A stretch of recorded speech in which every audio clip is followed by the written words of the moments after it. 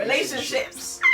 Anyway, relationships. In regards to my relationship, I guess 6 weeks into my pregnancy, it was kind of obvious that I was going to be a single parent. For me, it felt like a shame because I thought, I'm only 17, I've already failed in my first relationship. After that kind of fizzled out, a year and a half later, I rekindled what I could only describe as a bad relationship. And again, we were on and off for another 2 years. It'll probably be good for me to introduce you to Stud. You can tell them, like, in regards to being a parent, how old you were when you was a daddy. I became a father at 18 years old. It was a sad but yet a very happy point in my life. It was definitely a changing point for me for my past life. What did that relationship look like? So at 18, my relationship with my son's mum was productively positive. It did start to sour, and eventually we both realised that we were definitely on an unhealthy path. Mutual decision, however you want to look at it, but it happened nonetheless. It happened for the best, and ever since then we've just maintained a healthy relationship as co-parents. Co-parenting. To the best, or for the best, I should say. And I guess, what do you think in regards to the issues?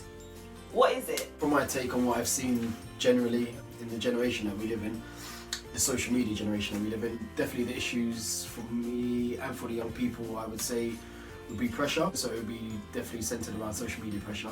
Definitely these will play big parts in any relationship, but when it comes to young people, I would like to believe that the mix is definitely a toxic one. Moving forward from all that, I was single for quite a while. Like, you know, it's all about getting to know yourself again and all that palaver. As I kind of did all that, I thought, you know what, let me get back in the scenes again and start dating again.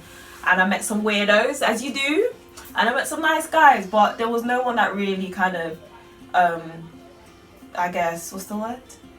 Shone for me, stood out for me. I think I eventually found someone and we were getting to know each other and everything seemed alright. And then I was actually assaulted. And I guess, just to kind of explain, I'm not trying to say the solutions to not being assaulted in a relationship. I just want to talk about what can we give to the young people. The whole idea of wanting to be the best relationship or wanting to be the best partner of the relationship, or yeah, all of that is pressure. But as well as that, the whole pressure of not knowing what your partner's up to could definitely come into play. Whereas when I was a teenager, 10 odd years ago now, nowadays young people have about, well, at least 10 different social media apps they would have to check if they wanted to check, especially the whole kind of slide in your DMs.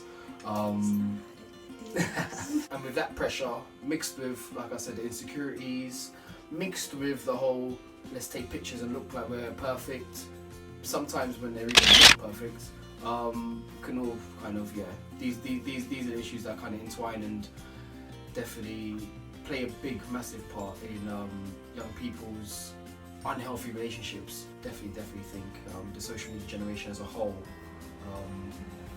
pros and cons, let's put it like that, but there are definitely a lot of more cons in terms of issues as to why young people have unhealthy relationships.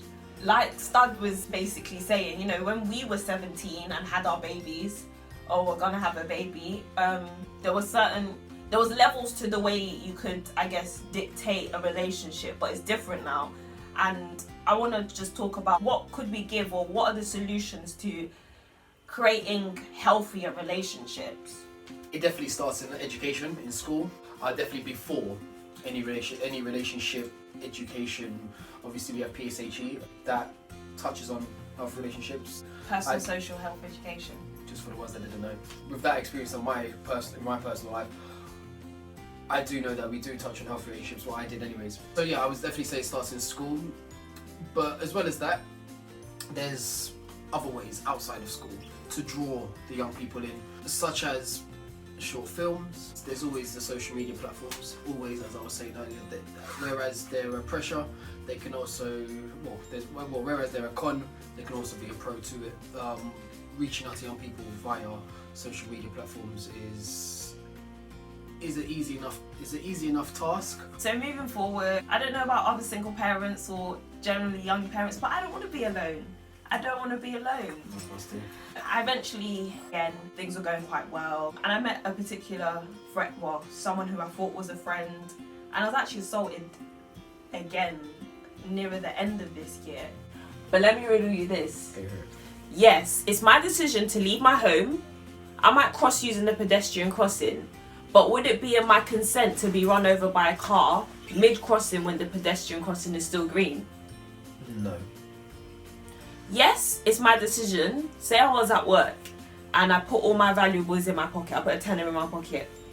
And as I leave the office, I accidentally drop the tenner on the floor. But would it be in my consent for someone behind me to pick up that tenner and put it in their pocket? No. What I'm kind of trying to relay? What's the word? Relay. Describe? Relay. It is relay.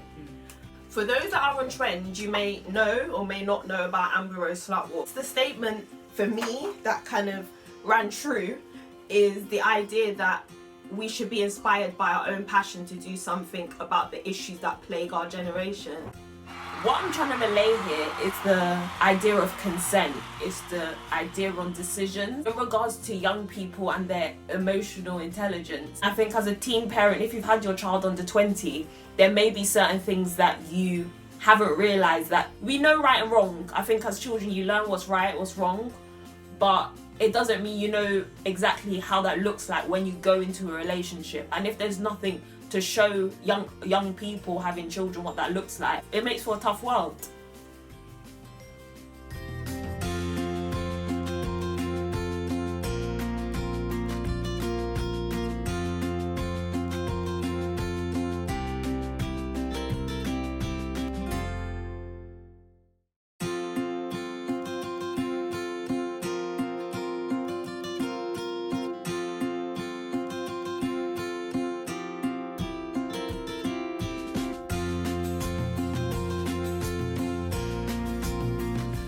Yo, that's basically London. Thanks for watching.